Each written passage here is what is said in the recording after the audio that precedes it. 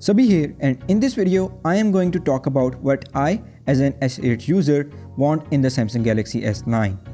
I really love my S8, but there are a couple changes and a few more things I want in the S9, so let's move towards my wish list.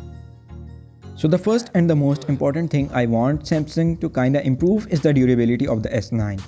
S8 from 2017 was one of the most fragile phone of the year and many people broke their S8. Mine broke just by a minor drop, so I really want Samsung to work on their phone's durability. The next thing I would love Samsung to improve is the speaker. The current speaker is fine, but hey, this is 2018, I want stereo speakers. And hey Samsung, please don't remove that headphone jack ever, I love it.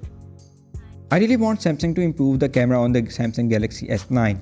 Not like the S8's camera was bad, but still, who doesn't like a better camera? There also have been many leaks about the variable aperture thing, so that's something I'm really excited for. Video quality on smartphones isn't really something outstanding at the moment, so Samsung would love if you guys work on that too. The Samsung Galaxy S8 does not have the best battery life. The 10nm processor did help a bit, but at the end, a small battery is small and so the battery life isn't the best either. I really want Samsung to work more on the battery department because even the best smartphone in the world isn't that good if it can't get you through the day. Another thing I want Samsung to improve is the fingerprint scanner. Not talking about the location, that was fine for me, but the speed and accuracy. The fingerprint scanner on the S8 isn't the best. Even the mid-range phones from Huawei have better fingerprint scanners, so Samsung, please improve your fingerprint scanners.